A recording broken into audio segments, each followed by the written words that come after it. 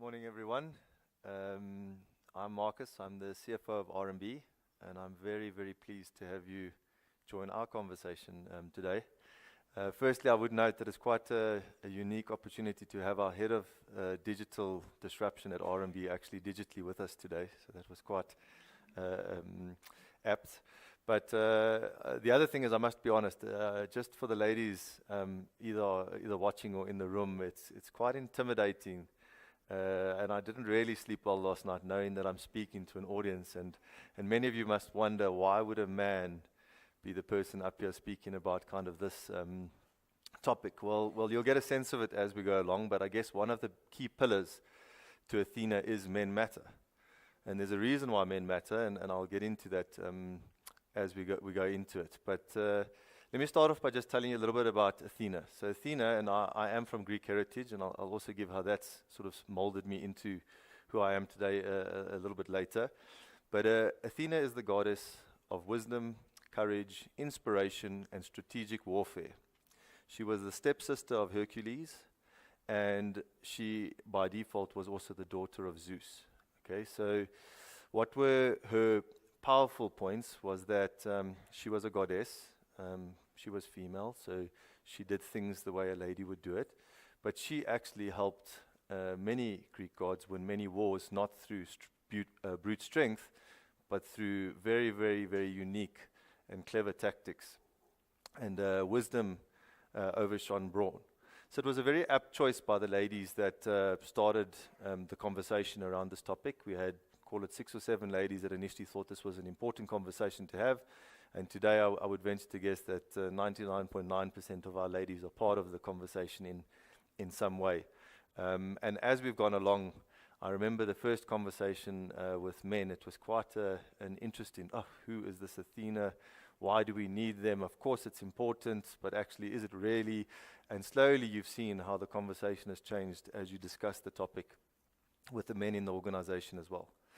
So for me, what's important in terms of the Greek part of it, so I grew up in a household with an older sister, a mother, and a typical grandmother, a Greek grandmother who was pretty much my kind of idol. So most people would have picked their fathers in many cases as a man. I had my grandmother.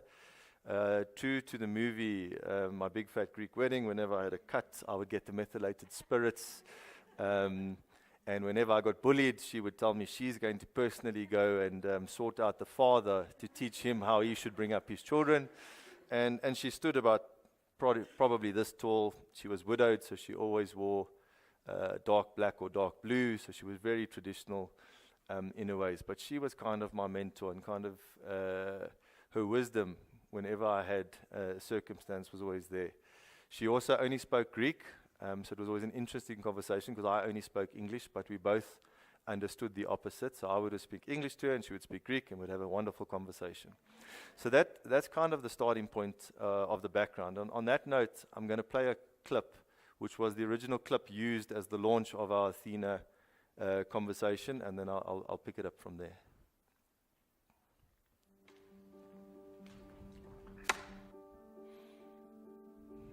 Hi, Erin. Hi. Okay, so I'm going to just give you some actions to do. I just do the first thing that comes to mind. Show me what it looks like to run like a girl.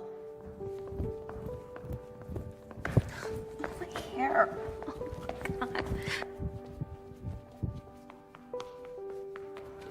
Show me what it looks like to fight like a girl. Now throw like a girl. Aw. My name is Dakota, and I'm 10 years old. Show me what it looks like to run like a girl. Throw like a girl. Fight like a girl. What does it mean to you when I say run like a girl? It means run fast as you can. So do you think you just insulted your sister? No. I mean, yeah, insulted girls, but not my sister. Is like a girl a good thing? Actually, I don't know if it's a bad thing or a good thing. It sounds like a bad thing. It sounds like you're trying to humiliate someone. So when they're in that vulnerable time between 10 and 12, how do you think it affects them when somebody uses like a girl as an insult? I think it definitely drops their self-confidence and really puts them down, because during that time they're already trying to figure themselves out. And when somebody says you hit like a girl, it's like, well, what does that mean? Because they think they're a strong person. It's kind of like telling them that they're weak and they're not as good as them. And what advice do you have to young girls who are told they run like a girl, kick like a girl, hit like a girl, swing like a girl? Keep doing it because it's working. If somebody else says that running like a girl or kicking like a girl or shooting like a girl is something that you shouldn't be doing, that's their problem. Because if you're still scoring and you're still getting to the ball on time and you're still being first, you're doing it right. Doesn't matter what they say. I mean, yes, I kick like a girl and I swim like a girl and I walk like a girl and I wake up in the morning like a girl because I am a girl. And that's not something that I should be ashamed of. So I'm gonna do it anyway. That's what they should do.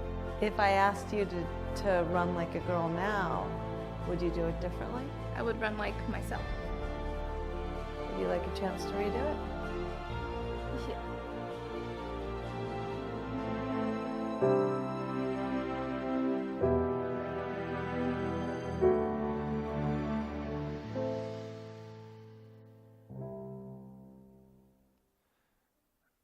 All right, so that was quite an important clip for us because it highlighted kind of our own natural biases, men, ladies on ladies, men for ladies, and all of the different kind of things that play out in the way we do things and the way we think about things. So that was important, and for me it was very relevant. So I was one of the speakers at the launch of Athena with our co-head of IBD, Emery Brown, and that's an interesting conversation because certainly around the board table since Emery's arrived, I always say you'll have 13 male hands stuck up to vote yes, and somehow we always land up at a no answer because the conversation around the boardroom table has changed, having a different voice there, just reminding us around sort of there's a different perspective on the topic at hand. But what's important is I always found this clip good because my gran didn't run like a girl, she ran like a girl. I mean, she was strong, she was strong-willed, and she was Athena for me. So I think that's an important context. Then I had a whole kind of speech prepared, and an interesting thing happened yesterday to me, and I'm not going to put the organization or kind of the sponsors on the spot too much, but I read an article on Facebook around something that had happened over the weekend, and the relevance was kind of more the sport and how I'm going to use it in the example. But effectively they had a photo of two winners of a competition, a girl and a boy, and the boy was paid prize money double that of the lady. So clearly you can imagine suddenly all of the comments arose, and you had ladies to the left, some men to the right, some ladies to the right. So you had all the different views coming out on kind of the topic and whether it was right and wrong, people trying to justify the various perspectives, and these poor companies put on the spot a little bit. It's an international event, so I guess kind of most of the stuff is internationally decided. But the relevance of it was the sport was surfing. Okay, so for me it's a good example. You've got two individuals climbing on a wave, a man and a female. The wave is large, it has lots of power behind it, requires a lot of strength, and a particular board to be able to glide down it. That wave can be seen as a corporate, an environment that's kind of actually quite prone or has been set up by men, for men, to be quite prone, and if you've got brawn, must be easier for a male to get up on a wave. He's got bigger hands, he's stronger than it would be for a lady to get up on the wave. So finally both of them are up and they slide down the wave. They're both technically very proficient. They know all of kind of what you need to know to do what they're doing. But the girl maybe is a little bit more flexible, so she can do something different, a different move to what the guy can. And the guy's maybe a bit stronger, so he can maybe do a double flip as opposed to a single flip, as an example. But both of them glide down perfectly in front of the white water, through the tunnel and out the wave they come. What's interesting around it, and this is kind of the real point I'm trying to make around it, is they weren't on the same board. the ladies' board would have had to been a bit shorter, a little bit lighter, perfectly designed kind of for her body to be able to do what she did. Similarly for the man, the board would be designed kind of for him. And part of what I always tell the ladies in the organization who are looking to progress is that don't picture the role as it looks today. The reason for that is it was designed for the person who's currently leading in that role. The role will change. When you take it on, you will do what you need to evolve the role into how it needs to look and feel for you. And the team will adapt. They'll fit into that. So that's an important message I often give to the ladies. And a point I would make around it is actually, if you think about the construct of the wave, actually maybe ladies should get paid more than men because it's more difficult for them to get up on it in the first place. On that note, I'm going to hand over to Storm, and I'll come back at the end to conclude. I'm Storm. Currently, I am the CFO of RMB Corporate Banking, and I thought I'd start my journey off with a quote from an author who's been very relevant in my life, and most of you will know him for his Green Ham. But Zeus once wrote, "It's amazing the things you'll find if you don't stay behind." And that's kind of what I've lived my life by and my journey. So I didn't know what I wanted to do when I left school and said, everyone says accounting, you can do anything with accounting, so let's go study accounting. And I studied accounting. I qualified as a CA, spent some time overseas, was in a stockbroking role, stayed in finance for a while, thought maybe I should go into ops for a little bit, moved into ops, and I was presented with an opportunity to become the head of product finance at RMB. So I took the opportunity, and it was a challenging one. I came into a very, very difficult world. We were busy merging. The business wasn't really set up. The team wasn't really set up, and it was quite a challenging role. And within 12 months of being in that role, a position for the CFO of RMB Corporate Bank came up. And I looked at the spec, and everyone asked, are you going to apply? Are you going to apply? Are you going to apply? And I actually had a conversation with one of the other ladies in the organization, and I said, I just don't think I'm ready. I just don't think that I can do it. If I look at the job description, I don't have all the things they need. I've only been here for less than 12 months. I don't have that experience. I come from a stockbroking world. I just don't think I can do it. And she said to me, why don't you go have a conversation with Marcos? So I did. I went and had a conversation with Marcos. And he said to me, if you were to judge your new roles every single time by whether you felt that you could do the role or you compare yourself to the person that's in the role, would you ever take the step forward? And the answer to that is I probably wouldn't. So I did, I kind of toyed and I decided, should I, shouldn't I, should I, shouldn't I? And I then met what would be the CEO of that business at the time, and I said to him, I still don't know if I'm ready for the role. I don't know if I have the right experience, and I'm really scared that I'm going to let you down, not me, let you down if I take the role. And he said to me, Storm, if we were going to put you into the role, we would put you into a role where we would set you up to succeed. We would give you what you needed, we would support you, we would encourage you. And so on that note, I did. I applied for the role, and fortunately I did get the role. And then the next set of panic set in, because now I was the second female on an exco with 9 people. They were all at least 10 years older than me. I was the second female on the FLB, and all these other people on the Finance Leadership Board had been CFOs for a while, so they understood. And I thought, how am I even going to play in this realm? How am I going to bring anything to the table? How am I going to contribute? What am I going to do? And it was quite daunting. And at that stage, Liesel and the Athena team had kind of just started their journey. And I had a long 3-hour session with Liesel. And she gave me all the encouragements that I needed. And she said, you know what you're going to do? You're going to go there and you're going to be yourself. You're going to arrive at your exco and you're going to speak what's on your mind and you're going to tell them how you feel. And very soon, I very, very quickly learned that they listened. It was my own natural bias that said, how was I going to play in this world? it didn't matter that I was a female when I sat at the Finance Leadership Board. They treated me just the same way. They listened to me, they encouraged me, and the working dynamics have let me actually thrive in what I really want to do. So I'm super passionate about people. I'm super passionate about change. And through the kind of programs and the things that I've been able to do, I've just started studying engineering as another degree, part-time. I'm running a program where I can train people on a different skill set in a digital world.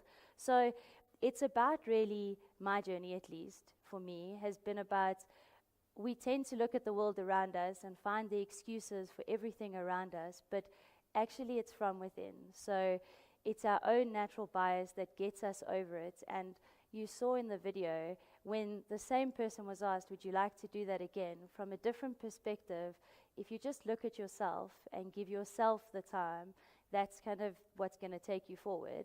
And I mean, I'd like to conclude on a quote that also comes from Zeus. He says, it's better to learn to do things than to know how.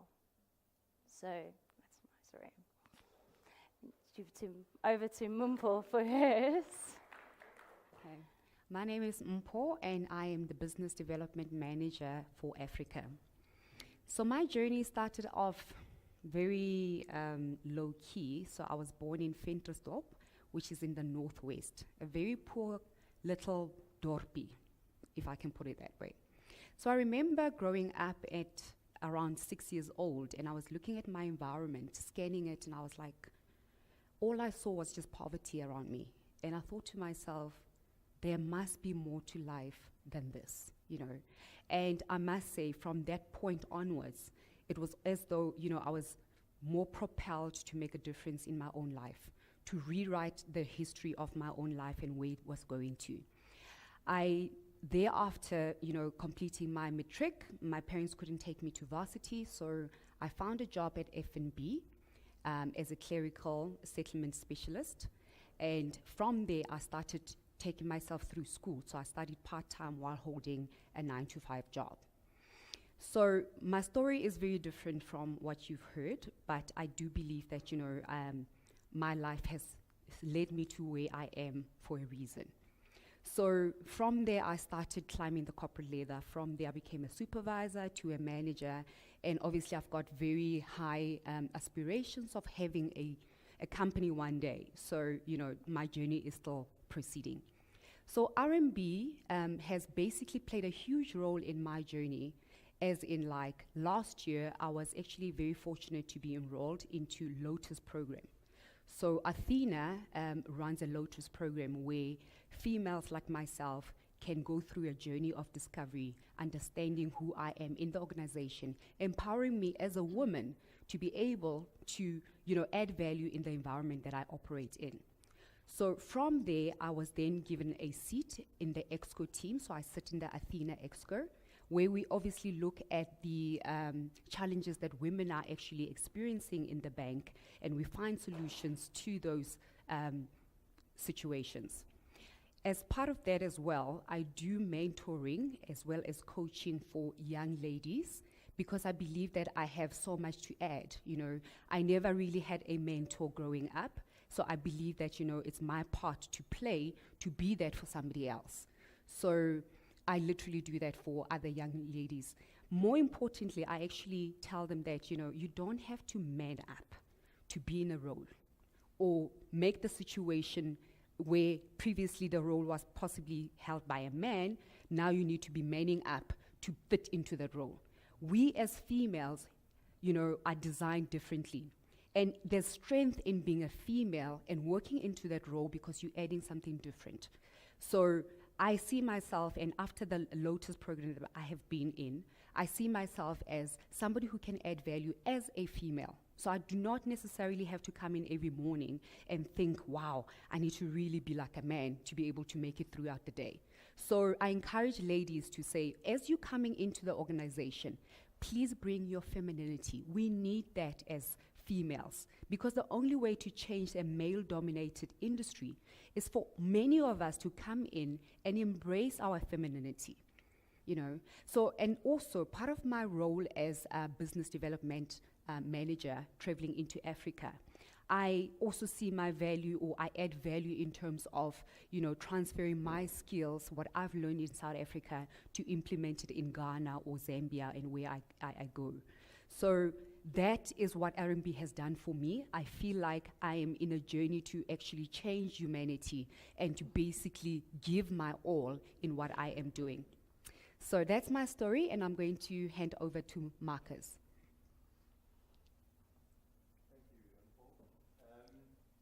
To bring it together then to the topic. All right, so how will we make better organizations by empowering ladies? I want to bring a couple of thoughts to the fore, and then sort of give my view on the topic. So if we look at an example I had experience with recently, actually, and again, I always thought I had none of these kind of biases.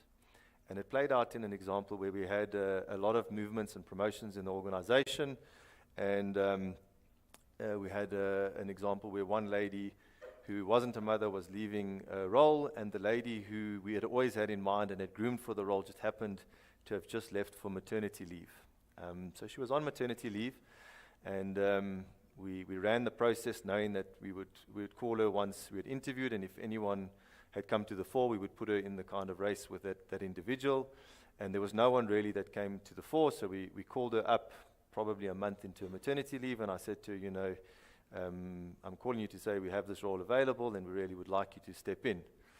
Immediately sort of the kind of walls went up, and sorry, I'm not sure I'm ready. When I come back, I'm not sure what I'm going to want. I'm still trying to figure this all out, this motherhood thing.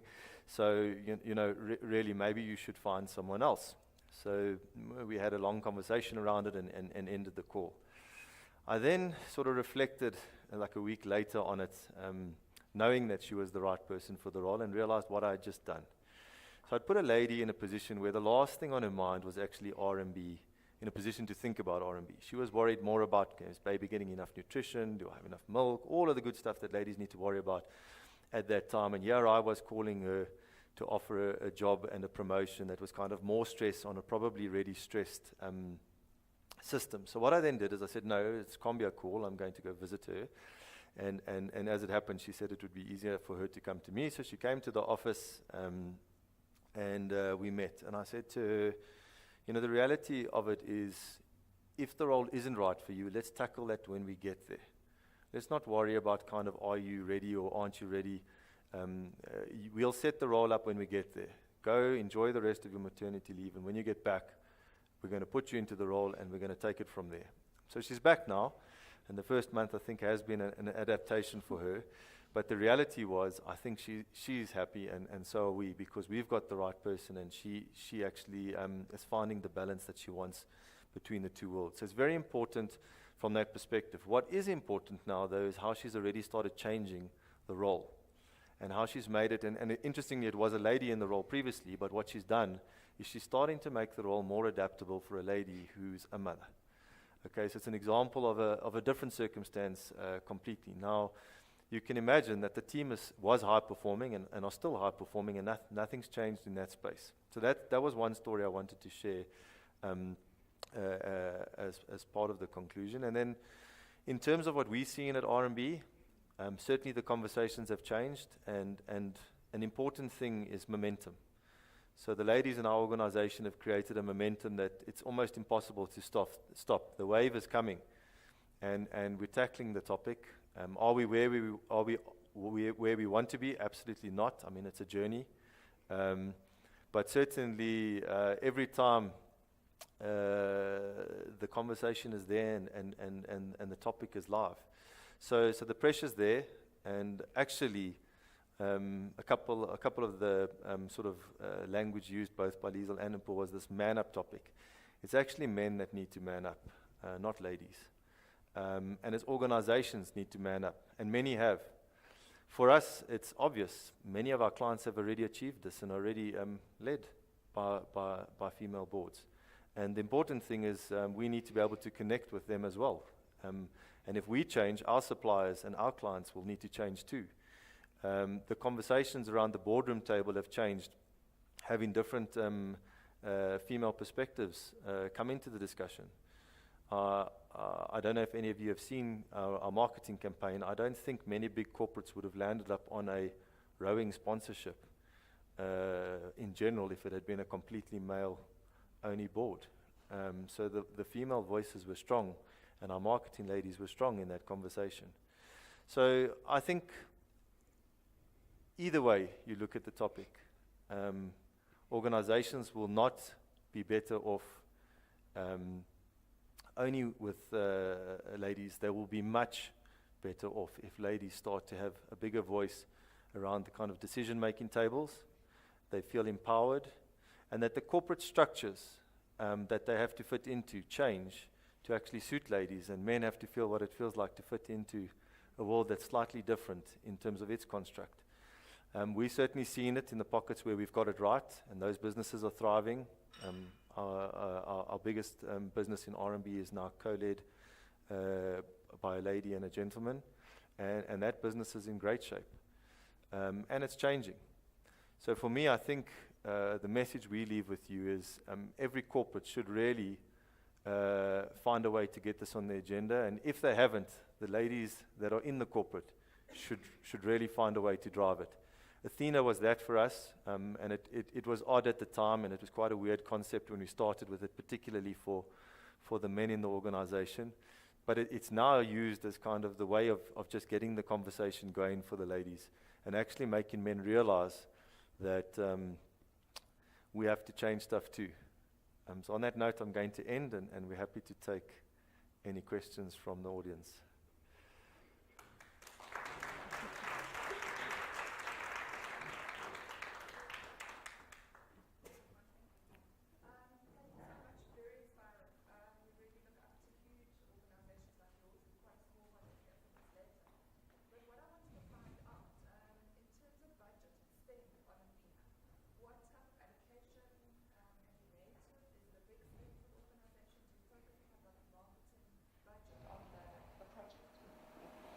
It's an interesting question. I mean, I guess the answer I would give as the CFO is no one's ever asked me for a budget. We just spend as the ladies kind of need to. I think, in fact, the only budget I approved on it was when they needed someone to help coordinate and run around and do stuff. They asked, can they appoint a person for it to help with that? But outside of that, generally they've done what they need to, and if they need, we spend on it, I guess. So we've had many initiatives where we host events, or we have the ladies go on various things, but it's not something, as soon as there's a budget spent on it, it does become a project, doesn't it? So for us, it's not a project, it's just something we have to do. So I wouldn't say I even have a number kind of in mind as to what we've spent on it, to be frank.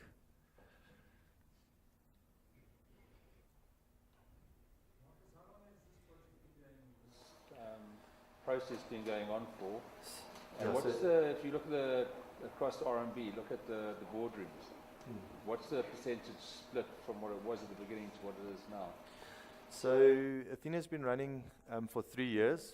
I would say during that journey, the first year was really the start of it, and it was slow. And even getting ladies to feel like it felt right to even have something that they needed to get the conversation going was difficult. So the first year was very slow. And thereafter, sort of, there's been quite a bit of momentum. I would say at the main board table, we've had 3 new ladies appointed, of which 1 was a replacement of a lady. So, and that's 3 out of 16. So it's still not where we need it to be at the main board, but it's a start. And certainly the conversations are changing there. But definitely at our lower boards, the journey has changed. What I would say has changed is certainly our hiring pattern into the organization. So at the time of starting Athena, we were slightly more male dominated, probably in terms of total numbers, there's somewhere, if I recall, around 52%, 48%. And we're now more female than male. So the consciousness is there around kind of how to promote the diversity into the organization, and that we need to train from the ground roots up so that at the next transition you have people ready. Are both men and female. I always say the interesting thing about the actual speech I did at the opening of Athena, I said that men are pretty good at competing with men. We've done it our whole lives. But suddenly the competition got a whole lot tougher because I've tried to compete with my wife before, and I've never yet won. Um, so we've definitely seen, if I think that's where you're going with it, we've definitely seen a huge change in mindset and certainly in kind of hiring patterns. And certainly our boards look very different to what they used to. At every level now, there's ladies on the boards. There's no boards that actually have none. I'd venture to guess when we started there were many that had that picture.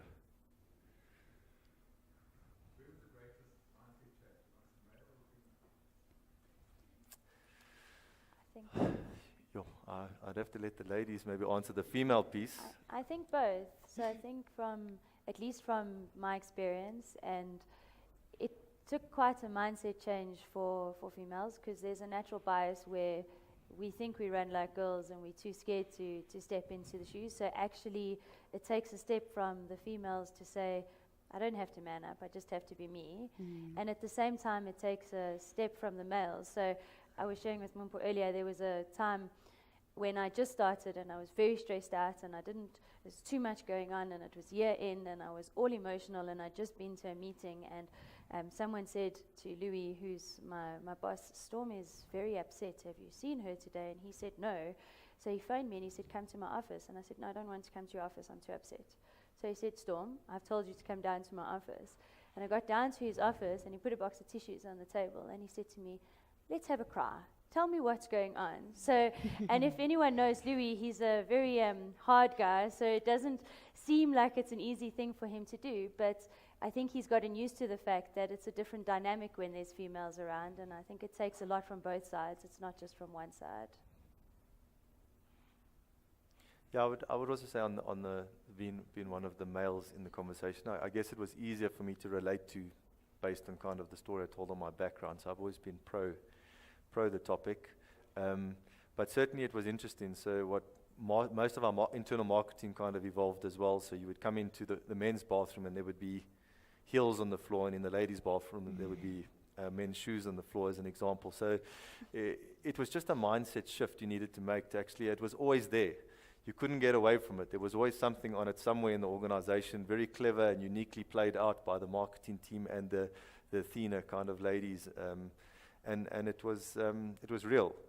I certainly think, if you had to ask me, many of the men today are different to what they were 3 years ago in their view on the topic. Are they where they need to be? Not all of them, but I think many of them have changed.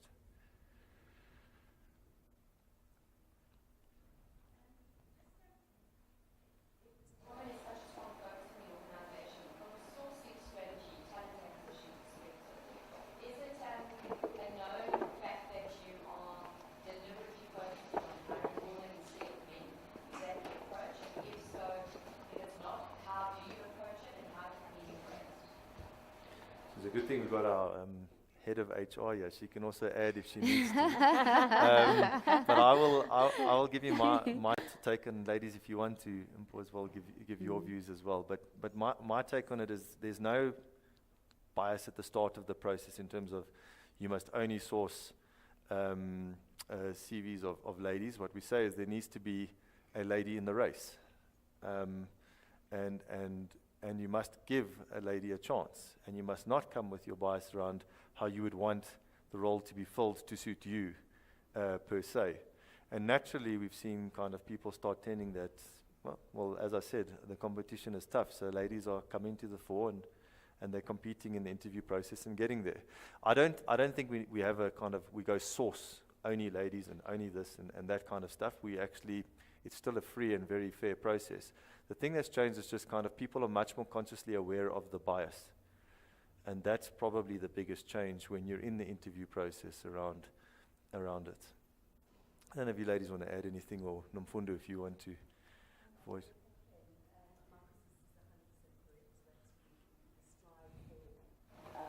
For equitable processes and practices.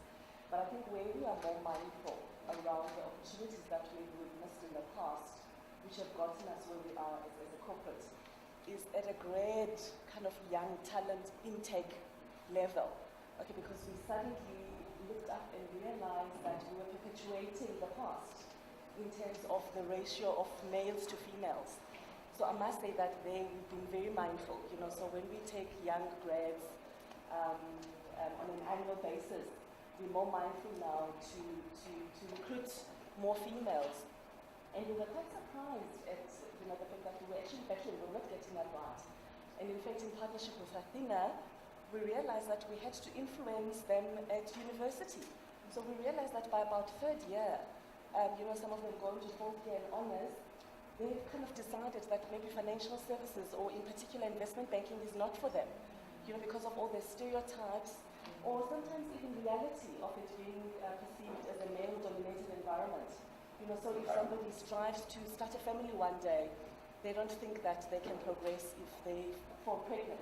I mean, the example that Marcus has used is just so appropriate. So we've got young girls at university already counting out and eliminating some of these careers because of those perceptions. So we do a lot of work in universities where we go and we interact with them. And, we bring our female employees, executives, just to start to shift that mindset. So we've realized that the work that we have to do is not just within the organization, it's also from a sourcing perspective from young talent. And I just wonder if I can touch on the budget issue so he doesn't know where the money comes from. When we have to do budgets, someone has to carry the cost, right? So we found that partnerships are important within the organization and collaboration, and that's why there's many of us here from Human Capital. Athena is an independent body, and we've encouraged that because we don't want it to be a typical management issue or human capital issue.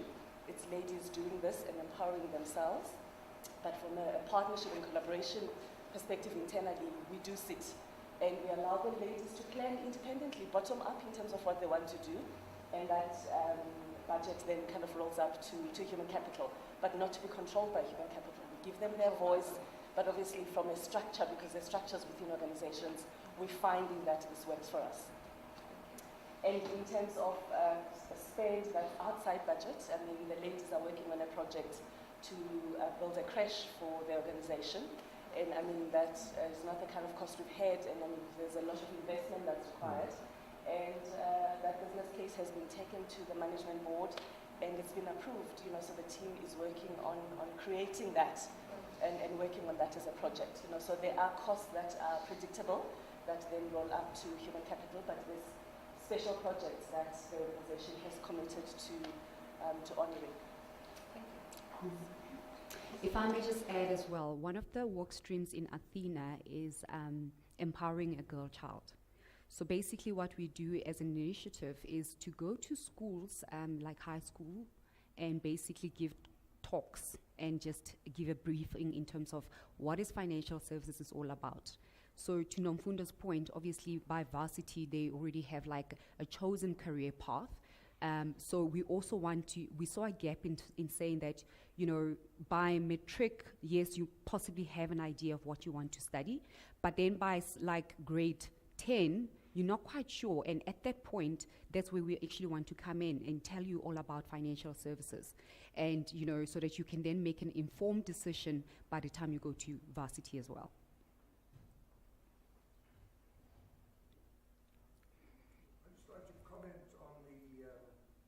The changing demographic. As you see, I'm of an older generation, and when I went to university, my wife was the first girl in her family who went to university. There was one woman in engineering, and there were no women in accountancy. And what girls did do in those days, if I recall, was they studied to be teachers, and they did sociology, and quite a lot of them went into retail. But in financial services where you are, I don't think there were many women who had the qualifications to be in financial services. And here we have chartered accountants who have come through in these last 30, 40 years. There's an availability now of women who want to be qualified, who want to work, and want to fit in and lead the economy of South Africa into the future. And I think this is an absolutely wonderful thing. And the change has been really marked over these last few decades. I agree. Anything else you want to ask? Maybe just also one point on an interesting thing we did do. So we tested the waters a bit with an initiative which really did make the men feel a bit uncomfortable. So we've always had sort of grad programs and winter schools, and they've always kind of been diverse in nature. But I think it was last year, Mfundo, we tried a December summer school that was ladies only. Okay, so you can just imagine, now we initiated a program that only ladies could attend. It was designed kind of to really introduce them to financial services, but at the same time sort of give them the support structure that they would need to understand and fit in. And the ladies kind of really defended the ladies, so it was really interesting to see how, if you compared it to other programs, the kind of questions you were getting, the engagement from the ladies was much more topical and relevant, and the questions were different to what we had in the past. So we ran it, and it went very well. And then there was a point where we said, do we do it again? And we said, well, it was a good pilot, and we said maybe we won't, and we'll just carry on with the usual programs. And 3 or 4 of the ladies that had been on it, that had joined us, came to us and said, "Are you mad? The reason I joined you was because the confidence I got by having that group of ladies as my support structure in applying for roles and actually being part of this was why I'm here in the seat I'm in today in the organization. I wouldn't have done it in any other way." So we must also reflect a little bit on kind of what that means and how you ladies think about that, around how much power and strength you get from each other. Men have generally been very good at supporting each other along the way, and we're quite comfortable with that. I think you need to think about it. There was a deep message I got from it when here we were again deciding to kind of great initiative, got a lot of good talent into the bank, and as soon as we said we were going to stop it, that talent stood up and said, "Don't, because many ladies will miss the opportunity of being part of RMB if you do." So give some thought to that as well in your space. Oddly, it didn't take long for the men to get over the fact that there was an all-girls program, so it wasn't as big a deal as maybe you would think. It just happened, and we probably will look at using different techniques like that again. Good.